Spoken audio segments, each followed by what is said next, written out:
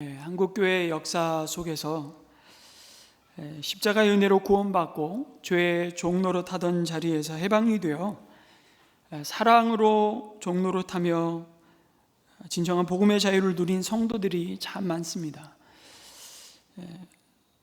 많은 분들을 떠올릴 수 있겠습니다마는 그 중에서도 우리들에게 도전과 본이 되는 이 두 분을 저는 늘 기억하게 됩니다. 잘 아시는 분들입니다. 한 집안의 주인과 머슴으로 만나서 그리스도 안에서 주님의 사랑으로 서로에게 종노릇했던 바로 머슴 이자익 목사와 주인 조덕삼 장로입니다. 이분들의 삶의 이야기는 자주 들으셨겠지만 늘 들어도 은혜인 것이 이 이야기가 바로 오늘 우리가 읽은 이 갈라디아서 말씀, 성령의 인도하심을 따라 사는 자의 모습이 무엇인지를 우리에게 너무 선명하게 보여주기 때문이죠. 여러분, 이자익, 이 사람은 1882년에 경남 남해의 아주 가난한 농가에서 태어났습니다. 어린 나이에 부모를 잃었고요, 고아로 친척집을 떠돌면서 행상으로 아주 근근히 먹고 살던 떠돌이 소년이었습니다. 그러던 중 이자익이 조덕삼을 만난 것이 17세 되던 해였는데요, 조덕삼은 자신의 집에서 사실은 이자익을 마부로 불러서 일을 시켰습니다. 그런데 틈틈이 어깨너머로 이 이자익이 머슴살이 하면서도 한글과 한자 공부를 열심히 하는 그 성실함을 눈여겨보았습니다. 그런데 이들 사이의 만남이 아주 새로운 만남으로 이어지고 아주 끈끈해진 계기는 바로 미국 남장로교 파송을 받아서 이 땅에 선교사로 온 테이트, 한국명은 최의덕 선교사입니다. 이 선교사로부터 1904년 봄날에 놀라운 사건이 생기게 되죠. 이 선교사가 말을 타고 복음을 전하다가 김제 용화 마을에 들르게 되는데요, 그는 조덕삼의 집 마방에 말을 맡기고서 하룻밤을 묵게 됩니다. 그때 조덕삼이 이 테이트 선교사에게 묻습니다. 아니, 그렇게 살기 좋다는 그대 나라를 포기하고 왜 이 가난한 조선 땅에 왔냐고. 그러자 이 최의덕 이 테이트 선교사는 이렇게 말했습니다. 하나님의 특별한 사랑 때문이죠. 그래 대답을 한 것입니다. 조덕삼은 사실 유학자였는데요, 이 말에 충격을 받습니다. 그러면서 그 사랑채를 내주면서 이곳에서도 예배를 볼 수 있도록 하라고 권합니다.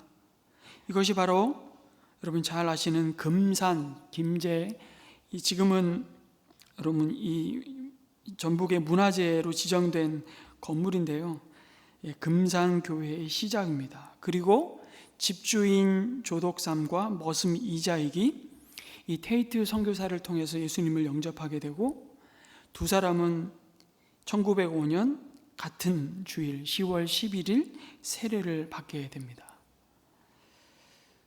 그리고 두 사람이 합심해서 1908년에 세운 27평짜리 기역자 예배당이 바로 금산교회이죠. 소학교도 변변히 다지 못한 머슴 이자익과 주인 조덕삼이 한날 한시에 세례받고 같이 성만찬에 참여하고 같이 교회 창립 멤버가 되고 교회를 세우게 됩니다. 1907년에 두 사람은 함께 교회에 집사로 임명이 됩니다. 그 집사를 직분을 때 영수라고 불렀는데요, 교회를 건축하고 난 다음 해인 1909년에 금산교회가 장로를 선출하는 투표를 하게 되죠. 잘 아시는 대로 그때 교인들과 마을 사람들이 당연히 조덕삼 영수가 먼저 장로가 되리라고 생각을 했습니다. 그런데 결과는 너무 뜻밖이었습니다. 마을의 주주였던 조덕삼 영수가 아니라 그의 마부, 그 집에서 일하고 먹고 사는 머슴 이자익 영수가 장로로, 금산교회 첫 장로로 추대가 된 겁니다. 피택이 된 거죠. 반상의 신분을 철저히 여전히 따지던 시대에 이거 굉장히 충격적인 사건이 아닐 수 없습니다. 그러니 여기저기서 수군거리는 소리가 날 것이 너무 뻔하죠. 그래서 조덕삼 영수는 그 자리에서 발언권을 얻고 교인들에게 이렇게 인사를 하였습니다. 이 결정은 하나님이 내리신 결정입니다. 우리 금산교회 교인들은 참으로 훌륭한 일을 해냈습니다. 저희 집에서 일하고 있는 이자익 영수는 저보다 신앙의 열의가 대단합니다. 나는 교회의 결정에 순종하고 이자익 장로를 받들어 열심히 교회를 섬기겠습니다. 이 말을 들은 금산교회 교인들은 조덕삼 영수, 오늘 우리 직분으로 말하면 집사에게 큰 박수를 보냅니다. 철저한 신분사회였던 당시 상황을 감안하면 놀라운 사건이죠.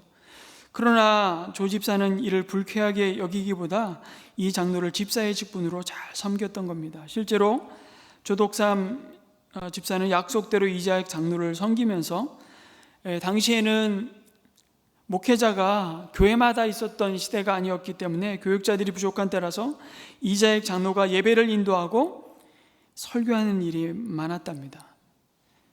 그때에도 조덕삼 집사는 교회 바닥에 무릎 꿇고 앉아서 그의 설교를 가장 앞에서 마음을 열어서 들었죠.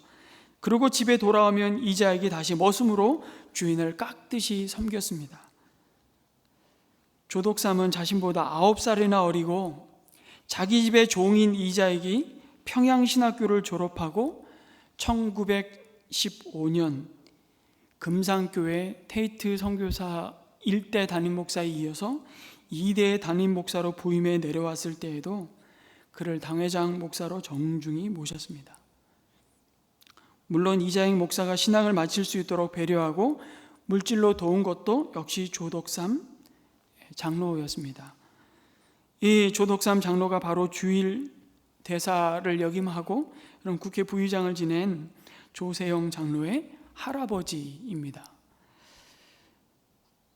그런데 이 조덕삼 장로는 1905년 을사조약이 체결되었다는 소식 듣고 민족 교육을 위해 이듬해 유광학교를 설립하죠. 1919년 3.1 만세운동 당시에는 금산교회 교인들은 다른 기독교인들처럼 만세운동을 하다가 감옥을 가게 됩니다. 그리고 1938년 장로고 총회가 신사참배를 결의하였을 때 이자익 목사를 비롯한 조덕삼 장로의 아들 조영호 장로, 조세영 아까 말씀드린 그 부친이 되죠.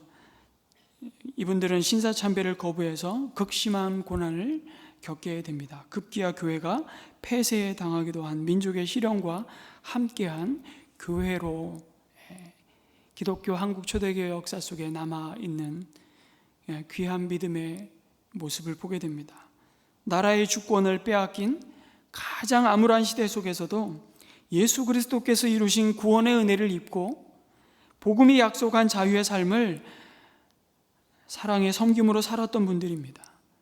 그것은 철저히 그들과 함께 하시는 성령 하나님의 인도하심을 따르는 삶이었죠. 여러분, 바로 갈라디아서에 우리에게 주신 자유가 바로 사랑으로 종로로 타는 자유라고 말씀하고 있는 것입니다. 갈라디아서에 여러분 별칭이 있습니다. 그것은 그리스도인의 자유의 대헌장이라고 불립니다. 그 핵심 구절이 5장을 시작하며 1절에 이렇게 선포하고 있는 말씀인데요, 한번 같이 읽겠습니다. 시작. 그리스도께서 우리를 해방시켜 주셔서 자유를 누리게 하셨습니다. 그러므로 굳게 서서 다시는 종살이의 멍에를 매지 마십시오. 이 사실을 갈라디아서 5장 13절에 다시 확인하십니다. 형제자매 여러분, 하나님께서는 여러분을 부르셔서 자유를 누리게 하셨습니다. 죄의 형벌로부터 완전한 자유를 얻었다고 말씀합니다. 우리는 흔히 예수님이 내 죄를 대신해서 십자가에 달리신 사실을 믿는 순간 내 과거의 죄만 사해졌다고 생각합니다. 아닙니다. 이것이 왜 복음인지 아십니까? 과거의 죄뿐만 아니라 우리가 앞으로 장차 지을 모든 죄의 형벌까지도 예수님이 다 갚으셨기 때문입니다. 누구든지 과거에 어떤 죄를 지었든 앞으로 어떤 죄를 지을 가능성이 있든지 간에 그리스도 안에 있기만 하면 결코 정죄함이 없다고 선포하십니다. 이것이 복음입니다. 우리의 행위로는 도저히 깨끗해질 수 없지만 우리가 받아야 할 형벌을 하나님이 대신 지셨기 때문에 우리는 죄의 형벌로부터 완전히 자유를 얻었습니다. 그 자유를 누리게 하셨다고 말씀합니다. 죄로 말미암아 벗어날 수 없었던 수치심과 죄책감으로부터 자유를 얻었습니다. 사실 이 사실을 놀랍게 선포하는 말씀이 로마서 8장에도 이렇게 증거되고 있습니다. 로마서 8장 1절에서 4절, 그러므로 그리스도 예수 안에 있는 사람들은 정죄를 받지 않습니다. 그것은 그리스도 예수 안에서 생명을 누리게 하는 성령의 법이 여러분 각자를 죄와 죽음의 법에서 해방하여 주었기 때문입니다. 육신이 연약함으로 율법이 할 수 없던 것을 하나님께서 하셨습니다. 곧 하나님께서는 죄를 속하여 주시려고 자기의 아들을 죄된 육신의 모습으로 보내셔서 육신에다 죄를 정하셨습니다. 그것은 육신을 따라 살지 않고 성령을 따라 사는 우리에게서 율법이 요구하는 바가 완성되게 하시려는 것입니다. 아멘. 하나님이 죄를 회개하며 우리가 그 죄로부터 돌이킬 때 하나님은 그것을 동이 서에서 먼 것 같이 너희의 죄를 던지시며 너희의 죄를 기억하지 않으신다고 약속하셨습니다. 그런데 종종 어떤 분들은 하나님은 나를 용서하셨는지 몰라도 나는 나를 용서 못합니다, 그렇게 생각하는 분이 있습니다. 아주 신앙이 좋은 것 같지만 여러분, 이보다 더 교만한 마음이 없습니다. 그래서 나는 나를 용서할 수 있을 때까지 뭔가 또 값을 지불하며 대가를 치러야 된다고 생각한다면 거듭 우리가 갈라디아서에서 주신 이 복음과는 다른 가르침, 유사복음을 지금 우리는 따르고 있는 거죠. 하나님이 자신을 십자가에 내어주시며 내가 너희의 죄를 다 갚았다, 너희는 자유다라고 선포하신 그 은혜를 아직 믿지 못하는 것입니다. 그것은 선물로 주신 자유를 누리지 못하게 다시 빼앗아서 율법 아래 종노릇하며 복음과 그 복음의 기쁨과 능력을 누리지 못하게 우리의 신앙을 율법주의와 공로주의로 돌아가게 만드는 일이라고 바울은 경고하였습니다. 여러분, 신앙생활은 율법주의가 아닙니다. 은혜 속에서 사는 것입니다. 여러분, 율법주의로 사는 자들의 특징이 무엇입니까? 언제나 은혜보다 행위를 강조합니다. 그래서 해야 할 것과 해서는 안 될 것의 목록을 강조하죠. 옳은 것과 옳지 않은 것이 분명합니다. 아니, 그것이 뭐 나쁩니까? 문제는 그 기준이 늘 자신이라는 것입니다. 자신이 법이라는 것이죠. 하나님보다 자신이 더 의롭습니다. 내 뜻과 내 방식과 내 의견과 내 계획에 동의하거나 협조하지 않는 사람에게 정죄감을 갖게 합니다. 나와 다르면 다 잘못된 것입니다. 그 결과로 항상 다른 사람을 비판하고 정죄합니다. 이건 참 무서운 것입니다. 여러분, 이들에게 하나님의 말씀에 순종한다는 것은 그 순종의 동기는 사랑하는 마음에서 비롯된 것이 아니라 사실은 언제나 두려운 마음에서 비롯된다는 것을 보게 됩니다. 벌 받을까 봐 무서워서 순종합니다. 그러니 아무 유익이 없습니다. 그 율법의 순종이 우리를 변화시킬 수 없습니다. 오직 성령의 법이, 성령 하나님이 우리 마음에 부어주시는 그 사랑의 법이 우리를 죄와 사망의 법에서 해방하였다고 말씀합니다. 그러면 이제 우리는 어떻게 살아야 하는 것입니까? 바울은 그 질문에 이렇게 대답합니다. 그러나 여러분은 그 자유를 육체의 욕망을 만족시키는 구실로 삼지 말고 사랑으로 서로 섬기십시오. 바울은 자유와 같은 말이 사람들을 잘못 인도할 수 있다는 것을 또한 잘 알고 있었습니다. 그래서 바울은 우리로 죄짓게 하려고 자유를 우리에게 선물로 준 것이 아니라고 분명히 말씀합니다. 그 주어진 자유로 이제 내 하고 싶은 대로 다 하면서 살게 되었다고 말할 수 없다는 것이죠. 그리스도인의 자유는 우리 육체의 욕망을 마음대로 채우는 자유가 아니라고 말합니다. 여러분, 이 성경에서 육체라는 표현이 나올 때 잘 이해하셔야 됩니다. 육체는 우리 눈으로 보이는 우리의 외모, 몸만을 가리키는 것이 아니라 사실은 몸 안에 들어있는 경향성을 말하는 것입니다. 어떤 경향성이요? 늘 우리는 기울어지게 되어 있거든요. 바로 죄의 경향성입니다. 다시 말해서 구원받기 전에 우리의 옛 성품을 말하는 것이죠. 자기 중심적이고 이기적이고 탐욕적인 죄의 경향성입니다. 거듭나지 못한 사람의 가장 큰 특징이 바로 이것입니다. 자기중심적인 이기주의이죠. 모든 세상이 자기를 위해서 있다고 생각합니다.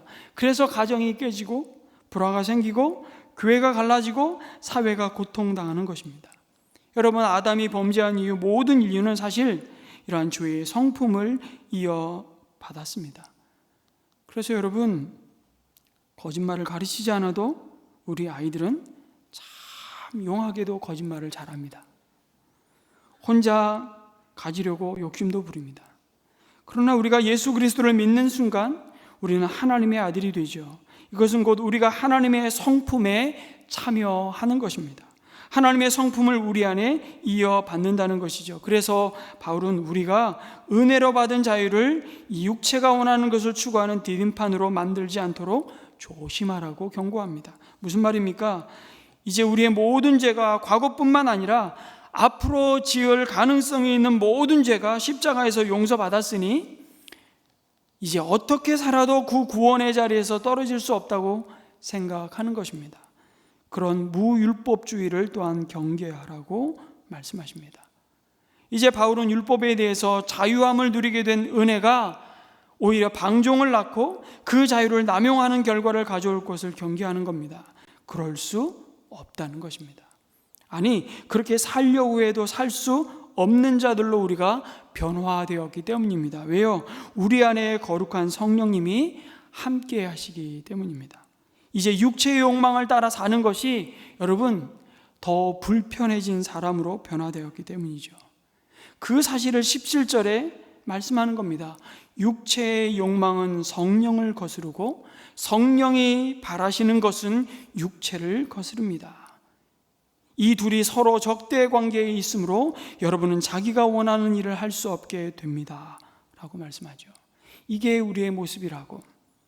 그래서 여러분, 우리에게 주어진 복음의 자유는요, 내 마음대로가 아니라 이제는 주 마음대로 사는 자유입니다.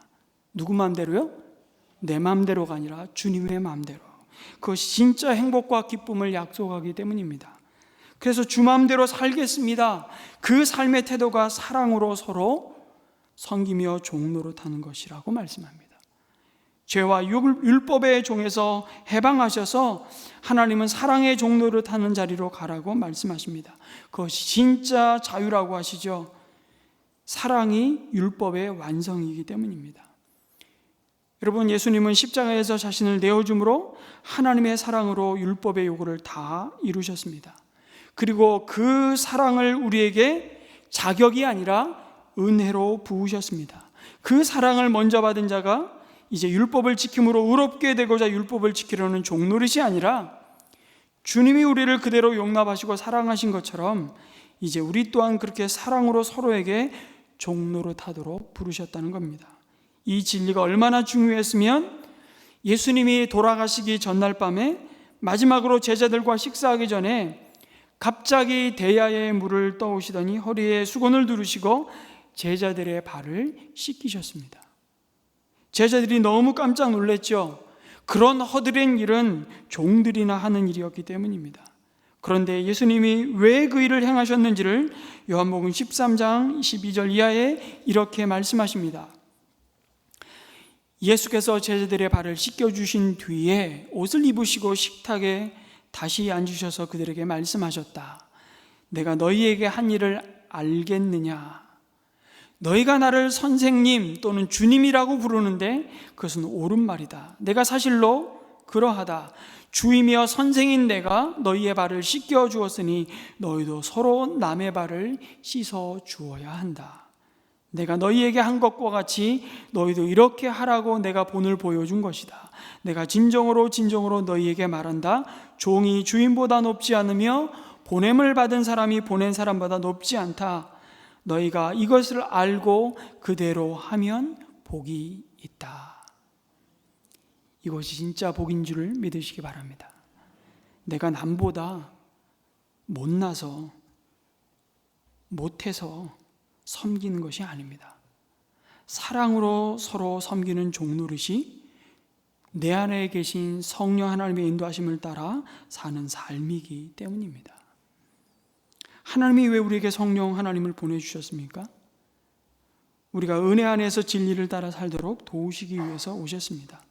하나님의 백성답게 살도록 소원도 주시고 거듭 말씀드리지만 능력도 주시기 위해서 우리 안에서 오늘도 우리를 천국 백성으로 빚어가고 계십니다. 우리의 구원받음은 그냥 죽으면 천국 가는 믿음, 그게 아니라 이미 여기서부터 천국을 맛보고 누리는 거룩한 백성으로 살도록 우리 안에서 성령 하나님이 오늘도 일하고 계시다는 것이죠.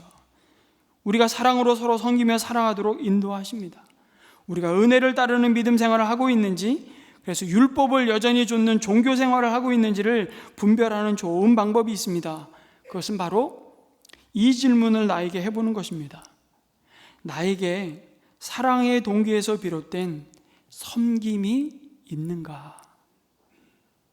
그래서 갈라디아서 5장 6절에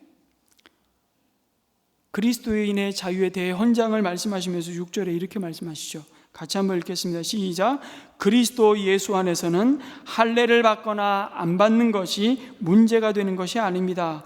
가장 중요한 것은 믿음이 사랑을 통하여 일하는 것입니다. 그래서 사랑으로 서로 섬기는 것이 성령의 인도하심을 따라 사는 것이라고, 하나님은 그 순종을 기뻐하신다고 말씀합니다. 두려움이 아니라 사랑의 동기에 의해서 종노릇하는 진짜 자유케 된 자들이기 때문이죠. 이것이 복음의 능력이라고. 이제 예수님께 속한 그리스도인은 성령 하나님이 함께 하십니다. 그리고 그 하나님의 인도하심을 따라 살아가는 그리스도인 가운데 성령의 열매를 맺게 하시겠다고 약속하시죠. 성령 하나님 우리 안에 거룩한 갈망을 주십니다. 예수님의 삶의 방식과 태도와 그분의 마음을 닮아가도록 우리를 도우십니다. 그럴 때 우리에게 맺히는 것이 바로 성령의 열매입니다. 그것은 곧 예수님의 성품이죠. 우리는 그리스도 안에서 새로운 피조물로 지음 받았고요, 이제 새로운 성품을 이식받은 자들이 되었습니다. 아니요, 목사님, 아직 저를 잘 몰라서 그런 소리 하시는 것 같은데요, 저는 아직 멀었습니다. 물론 내가 나를 봐도 아직 성에 안 차실 겁니다. 아직도 툭하면 화를 버럭 내고 까탈스럽고 너무 쉽게 짜증내고 조급하면서 사람들과의 관계를 맺는 것이 너무 서툴고 이기적입니다. 어디 그뿐입니까? 여전히 죄의 유혹 가운데 넘어집니다. 실패합니다. 여러분, 말하기 시작하면 끝이 없습니다. 이래가지고 내 안에 예수님의 성품이 있다고 할 수 있을지 잘 모르겠습니다. 자신이 없습니다. 그런데 여러분, 이것을 아셔야 됩니다. 내 안에 예수님의 성품이 이식된 것은 내가 잘해서 된 일이 아닙니다. 내가 잘할 수 있을 것 같아서 하나님이 예수님의 성품을 우리 가운데 이식하신 것이 아닙니다. 그것은 전적으로 하나님의 은혜임을 믿으시기 바랍니다. 어떤 그리스도인의 삶이라도 여러분, 그래서 끝내는 성령의 열매가 맺힙니다. 진도가 나가는 속도가 다를 뿐이지, 변화되는 그 모습이 서로 비교해 볼 때 저러고도 네가 그리스도인이라고 말할 만큼 더딜 뿐이지. 여러분, 우리를 구원한 것은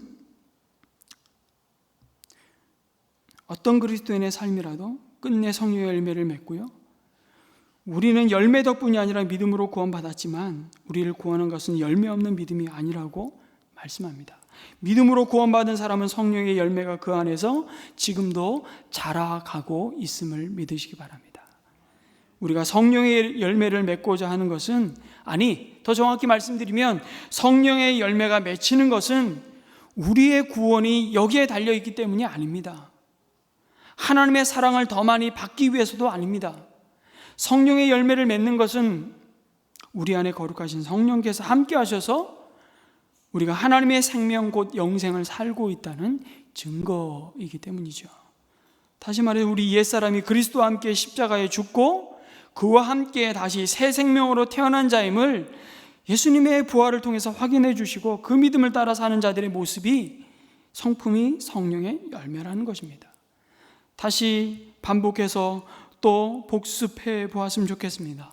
생명의 상 공부를 들으신 분은 이 이야기 여러 번 들으셨을 거예요. 제가 설교에도 몇 번 얘기했지만, 여러분, 요즘이 포도철이잖아요. 제가 대부도를 갔다가 얼마나 포도가 얼마나 이게 싱싱하게 연그렀는지, 여러분 포도 농부의 얘기를 들어보면 포도가 열매를 맺을 때 그때 밤에 이렇게 포도밭에 가서 가만히 있으면 낑낑거리는 소리가 난답니다. 포도나무 가지가 열매를 맺느라고. 맞습니까? 맞긴 뭐가 맞아요? 아니에요. 포도나무가 왜 열매를 맺으려고 낑낑대겠어요? 어떻게 하면 돼요? 가지가 어떻게 하면 됩니까? 나무에 붙어 있으면 됩니다. 왜 이 이야기를 하냐면 우리 주위에는 열매를 맺으려고 정말 낑낑거리는 소리가 하도 여기저기서 들려와서 그렇습니다. 낑낑거리는 거예요. 힘들어 죽겠다고. 내가 이러려고 예수 믿었나? 이거죠. 그런데 해결은 내가 열매를 맺는 게 아니라 뭡니까? 그리스도에게 붙어 있으면 돼요. 붙어 있으면. 그래서 신앙생활에 노력이 필요치 않은 건 아닙니다. 그런데 우리의 노력은 열매 맺는 노력이 아니라 뭐라고요? 예수님에게 붙어 있으려는 노력이라고요. 그것이 성령의 인도하심을 따라 사는 것입니다. 여러분 묻겠습니다. 인도는 누가 하십니까? 성령님이 하시는 것입니다. 그래서 우리는 성령의 음성에 귀를 기울이는 듣는 마음, 지혜를 구해야 돼요. 말씀으로 또 환경으로 예배 가운데 상황 속에서 늘 성령 하나님이 우리 마음속에 거룩한 갈망을 주시고 우리의 삶을 진리로 인도하시고 예수님을 닮아가는 그 길을 갈 수 있도록 우리를 도우시고 인도하십니다. 인도는 성령님이 하십니다. 근데 따르기는 누가 따릅니까? 이것도 성령님이 알아서 우리가 따라야 하는 것이죠. 성령 하나님을 따라 살아야 하는 것은 성령께 모든 것을 맡기고 나는 아무것도 안 하는 것이 아닙니다. 인도는 성령님이 하시지만 내가 능동적으로 따라가야 하는 것입니다. 성령님의 소원에 나를 맞추어 살아야 하는 것이죠. 그것이 포도나무이신 주님께 붙어 있으려는 노력입니다. 그러면 열매는 하나님께서 맺게 하십니다. 여러분 우리는 열매 맺을 수가 없어요. 우리가 사랑하는 삶을 살 수는 없지만 하나님의 사랑이 우리를 통해서 나타날 때 우리는 사랑할 수 있는 겁니다. 내가 성격이 급하고 강팍한 사람이지만 난 온유할 수 없는 사람이지만 하나님의 온유가 나를 통해서 이웃에게 나타날 수 있는 것이죠. 이게 붙어 있는 겁니다. 나는 여전히 지혜롭지 못한데 하나님의 지혜가 나를 통해 나타나기 때문에 내가 지혜로운 삶을 살 수가 있는 겁니다. 내가 따뜻한 사람이 되는 것이 아니라 난 여전히 참 냉랭한 사람이지만 그러나 하나님의 사랑이 나를 통해서 자비를 나타내셔서 내가 따뜻한 삶을 살 수 있는 겁니다. 그런데 언제든지 이게 나한테 나와야 된다 이렇게 생각을 하니까 이게 되지가 않는 겁니다. 이게 바로 열매 맺으러 낑낑거리는 것이죠. 그래서 우리는 어디서 시작해야 되냐면 이렇게 고백하면서 신앙생활을 하셔야 됩니다. 나한테는 아무것도 나올 게 없습니다. 나는 선한 게 없습니다. 하는 것에서 시작을 하셔야 돼요. 그 다음에 우리가 가져야 되는 마음, 믿음의 태도는 그러나 나는 열매 맺는 삶을 살 수가 있습니다. 왜요? 하나님의 이런 모든 성품이 나를 통해 나타날 수 있기 때문에 그렇습니다. 우리의 노력은 다시 말씀드리지만 성령의 열매를 맺으려는 낑낑대는 노력이 아니고 포도나무이신 주님께 붙어 있으려는 노력입니다. 열매는 농부이신 하나님께서 포도나무이신 주님께 붙어 있으면 맺게 하십니다. 그러면 가지인 우리가 포도나무이신 주님께 붙어 있으려는 노력이 뭘까요? 과연 그걸 알아야 노력을 하죠. 두 가지입니다. 그것이 바로 회개하는 것이고 순종의 삶입니다. 그럴 때 열매는 자연스럽게 맺게 되어 있습니다. 이것이 복음의 원리입니다. 여러분 예수님은 우리로 하여금 열매를 풍성히 맺게 하시려고 그 가지를 깨끗게 하신다고 말씀하십니다. 요한복음 15장 여러분 잘 아시는 나는 포도나무여 너희는 가지니 라는 말씀하시며 2절 3절에 이렇게 말씀합니다. 같이 읽습니다. 시작. 내게 붙어 있으면서도 열매를 맺지 못하는 가지는 아버지께서 다 잘라버리시고 열매를 맺는 가지는 더 많은 열매를 맺게 하시려고 손질하신다. 너희는 내가 너희에게 말한 그 말로 말미암아 이미 깨끗하게 되었다. 우리 주님이 가지인 우리 삶에 열매를 맺게 하시기 위해서 뭐 하신다고요? 손질하신다고 말씀하십니다. 손질한다는 것이 깨끗게 하신다는 의미잖아요. 우리가 어떻게 더 많은 열매를 맺기 위해 깨끗게 됩니까? 그것은 내 안에 계신 성령님께서 우리 죄를 보여주시고 드러내시고 생각나게 하실 때마다 뭐 하는 것이라고요? 회개하는 것입니다. 그래서 요한일서 1장 9절의 약속의 말씀을 동시에 주신 겁니다. 또 있습니다. 시작. 우리가 우리 죄를 자백하면 하나님은 신실하시고 의로우신 분이셔서 우리 죄를 용서하시고 모든 불의에서 우리를 깨끗하게 해주실 것입니다. 그럼 이 약속을 믿으십니까? 아멘. 그래서 가지인 우리가 포도나무에 열심히 붙어있는 노력인 이 회개는요, 결국 더 풍성한 열매를 맺게 하기 위해서 사실은 우리 안에서 주님이 일하시는 증거입니다. 여러분, 결국 회개케 하시는 것도 하나님의 은혜입니다. 그래서 회개는 하나님께서 우리가 열매 맺는 삶을 살게 해줄 수 있다는 것을 아시고 알고 기대하시기에 언제든지 통로를 열어놓는 겁니다. 하나님하고 우리를 가로막고 있는 어떤 이런 문제가 있으면, 여러분 갈라디아에서 오늘 말씀하고 있는 육체의 소욕을 따라 행하는 일은 분명하니 이러면서 쭉 죄의 목록을 열거합니다. 이런 문제 앞에 설 때마다 회개를 통해서 그걸 해결하는 것입니다. 그리고 이어서 요한복음 15장 4절은 이렇게 말씀하죠. 내 안에 머물러 있어라. 그리하면 나도 너희 안에 머물러 있겠다.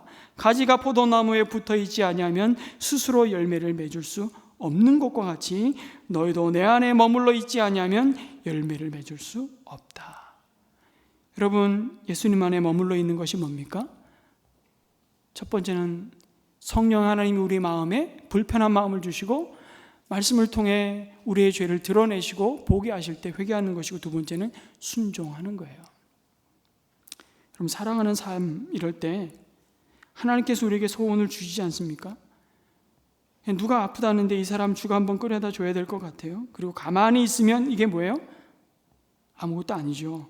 그런 소원 주시면 죽을 끓여다 주면서 그 나의 섬김을 통해서 하나님의 사랑이 나를 통해서 나타나는 것입니다. 그것이 뭐라고요? 순종입니다. 그 순종이 바로 열매 맺으려고 하는 노력이 아니라 열매 맺게 하시는 포도나무이신 예수님께 붙어 있으려는 노력입니다. 그런데 내가 스스로 열매를 맺어보겠다고 열심을 내고 노력을 하면 어디로 갑니까? 그게 율법주의입니다. 자기 의지와 노력으로 성령의 열매를 맺는다고 하면 그때부터 그것은 자기의 자랑이 됩니다. 자기의 의로움이 됩니다. 그것으로 하나님의 인정을 받을 수 있다는 착각과 교만에 빠집니다. 나는 이렇게 하는데 너희들은 뭐 하고 있냐? 나는 새벽기도 이렇게 나와서 기도하는데 장로 권사라는 사람들이 새벽기도도 안 나와. 이렇게 비난하고 정죄할 수 있다는 거예요. 그럼 그들이 바로 바리새인들이었습니다. 난 이렇게 노력하는 데는 당신들은 뭐 하는 거냐고 판단하고 정죄하는 율법주의로 흘러갑니다. 그래서 바울은 성령의 열매를 말씀하시기 전에 갈라디아서 5장 4절 5절에 분명하게 다시 한번 확인 도장을 찍고 이 그리스도인이 누리는 자유에 대해서 말씀하고 있는 겁니다. 같이 읽습니다. 시작. 율법으로 의롭게 되려고 하는 사람은 그리스도에게서 끊어지고 은혜에서 떨어져 나간 사람입니다. 그러나 우리는 성령을 힘입어서 믿음으로 의롭다고 하심을 받을 소망을 간절히 기다리고 있습니다. 그런데 반대로 아예 주님께 붙어 있으려고 하지 않으면 우리는 어떤 모습으로 또 치우칠까요? 육신의 방종으로 기울어집니다. 어차피 하나님이 다 알아서 하시는데 내가 뭐 노력한다고 되겠어? 어차피 육신이 연약해서 죄 지을 수밖에 없는 존재인데 내가 뭘 하겠어? 나도 다 해봤지만 소용없더라고. 이런 영적인 패배주의에 빠지고 맙니다. 내 안에 하나님의 생명이 있음을 망각하게 되고요, 영적인 무기력증에 빠지고 맙니다. 여러분, 이것이 사단의 전략이고 성도의 삶을 무너뜨리는 영적인 공격입니다. 그래서 우리는 성령 충만을 날마다 구해야 합니다. 성령 하나님이 내 삶을 모든 순간순간마다 누구를 바라보게 하시고요? 예수님을 바라보게 하시고 예수님을 의지하도록 그의 도우심과 은혜를 간구해야 하는 것이죠. 그것이 가지가 포도나무이신 주님께 붙어 있으려는 노력입니다. 그 노력을 가능하게 해주시는 분이 누구라고요? 내 안에 계신 성령님이십니다. 믿으십니까? 아멘. 여러분, 내가 사랑해야지 한다고 사랑할 수 있는 존재가 아닙니다. 내가 기뻐해야지 한다고 기뻐할 수 있는 게 아닙니다. 내가 주님을 생각하며 그 주님을 의지하며 주님이 나와 함께 하심을 바라볼 때 우리는 비로소 사랑할 수 있는 힘과 용기와 섬김과 희생을 할 수 있는 자리에 섭니다. 그렇게 주님을 바라보게 해주시는 분이 바로 성령님이십니다. 그래서 성령님을 또 다른 보혜사라고 말씀하시는 겁니다.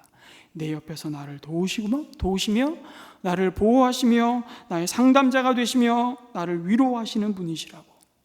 내가 그리스도 예수의 성품을 닮아가도록 내가 예수님 앞에서 예수님이 앞서 걸어가신 그 순종의 길을 나 또한 뒤쫓아갈 수 있도록 실제적으로 오늘도 모든 순간마다 우리를 도우시는 하나님이시라고. 사랑하는 성도 여러분, 이 성령 하나님의 인도하심을 따라 이번 한 주간 사랑으로 서로에게 종노릇하는 삶으로 나아가시기를 주님의 이름으로 축복합니다. 그럴 때 오늘도 우리가 밟고 서 있는 곳마다 하나님의 나라가 성령 안에서 의와 평강과 희락으로 임하게 될 것입니다. 그곳에 사랑과 기쁨과 화평과 인내와 친절과 선함과 신실과 온유와 절제인 성령의 열매가 가득하게 될 것입니다. 이런 은혜를 누리시기를 주님의 이름으로 축복합니다. 아멘.